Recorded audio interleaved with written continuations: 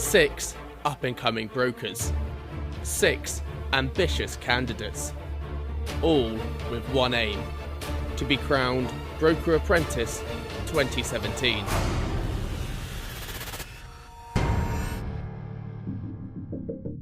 It's day 2 of the Broker Apprentice, and having decided on their team names, the candidates meet Axe's David Williams and Michael Yabantu to find out about the first challenge.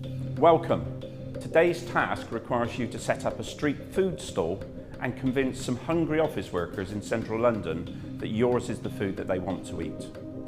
But we have to remember it's a Broker Apprentice competition, so in addition to monitoring how well your food sells, we will be asking you questions about your insurance knowledge.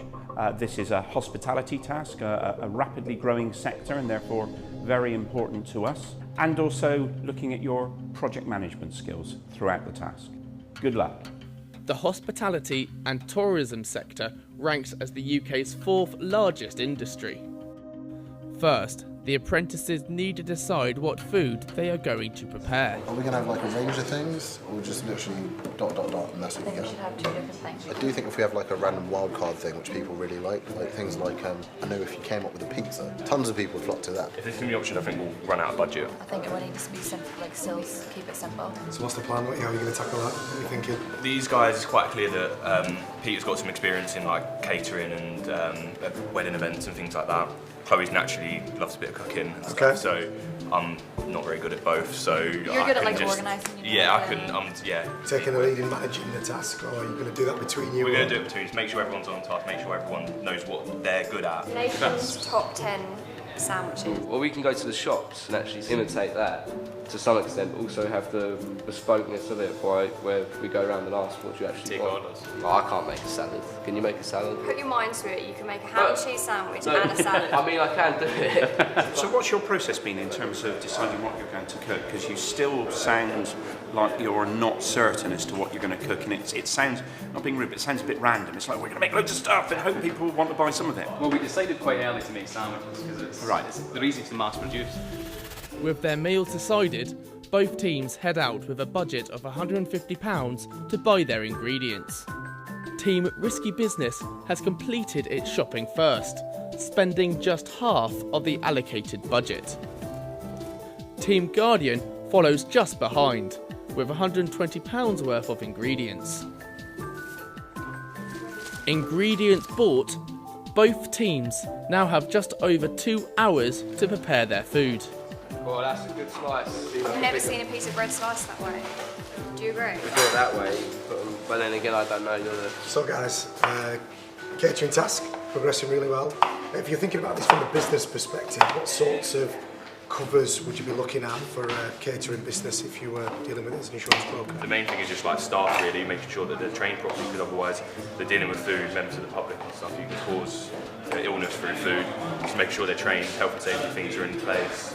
And so based on what you are doing, what do you think, if you had a customer who's doing similar work, what would be the big risks that you would point out to them? So, for example, if we were a big company and this didn't go to plan, we'd want things to protect our image and our brand image. What risk assessments have you done? We'd have a health and safety briefing before. Okay. It's always important to wash your hands. Yeah, wash your hands, no cross-contamination, things like that. But I think at the moment this is very low risk. Apprentices, you have 1 hour left, 60 minutes to go.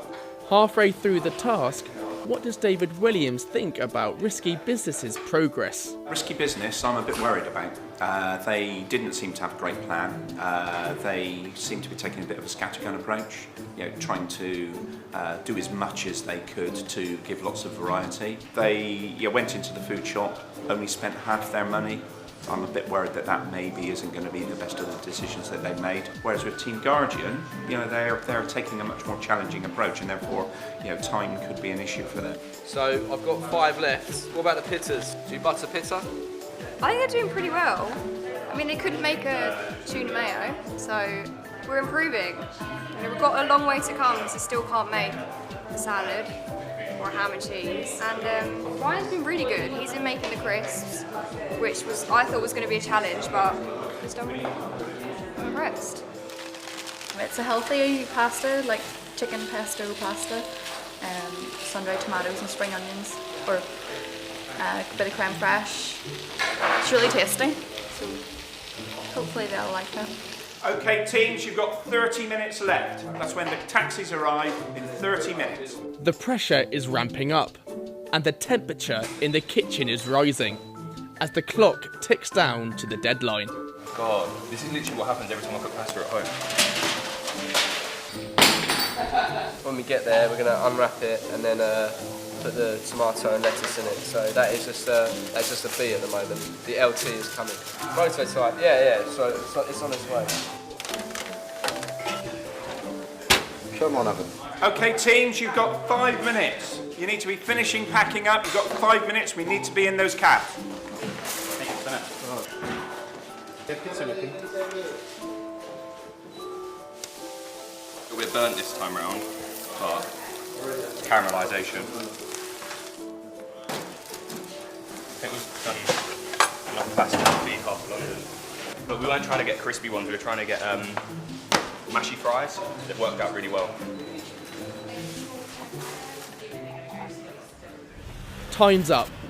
The taxis have arrived and Team Guardian and Risky Business head off to set up their food stalls ahead of the lunchtime rush.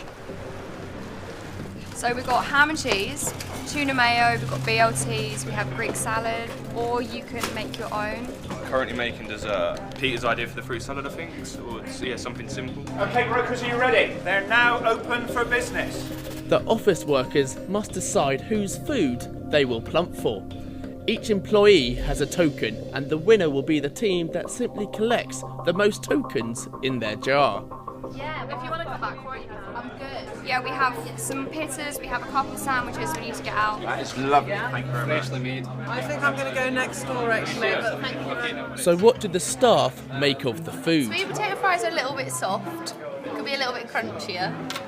I think the halloumi's a little bit too crunchy. I went for Risky Business. Quantity over the style of the Team Guardians. Nice, good, solid sandwich. However, the crisps were a bit soggy. With lunchtime over, David and Michael count up the tokens to find out the winner. I'd like to begin by congratulating both teams. I think you did incredibly well. The result was incredibly close, and I think that's probably the toughest task we've ever had in Broker Apprentice. So you had to work in a commercial kitchen. I mean, that's known for being a harsh environment, but you did really, really well. So, really closely contested task.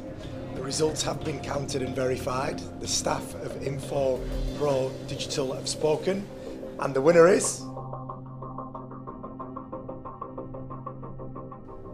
Risky Business.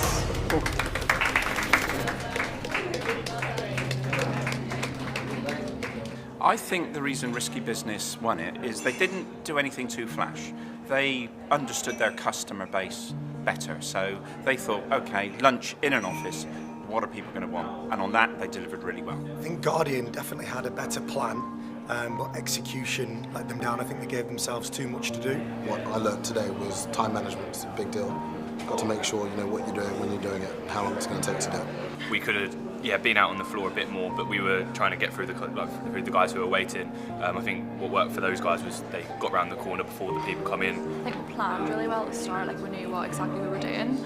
Maybe next time, maybe not do so much or something, because time management was a big thing today, so we needed more time, so maybe do something a bit simpler. It feels absolutely brilliant to have won today's task. A lot of preparation, a lot of hard work went into it. I would say blood, sweat and tears went into it, but it was a food challenge, so none of that did. Yeah. But no, it feels absolutely great, yeah. Definitely, it does feel really good, especially when we saw the other team's desserts with the fruit bowls in the cups. They look very, very appetising, so it was, well, I wouldn't say surprising that we won, because we did put a lot of hard work in, but it was just really feeling. Yeah, brilliant. It feels really good. I'm really proud of you guys, both what you've done. I'm not gonna lie, I didn't have high hopes when you said you can't make a ham and cheese sandwich, but we did really well. I'm really proud. I'm happy.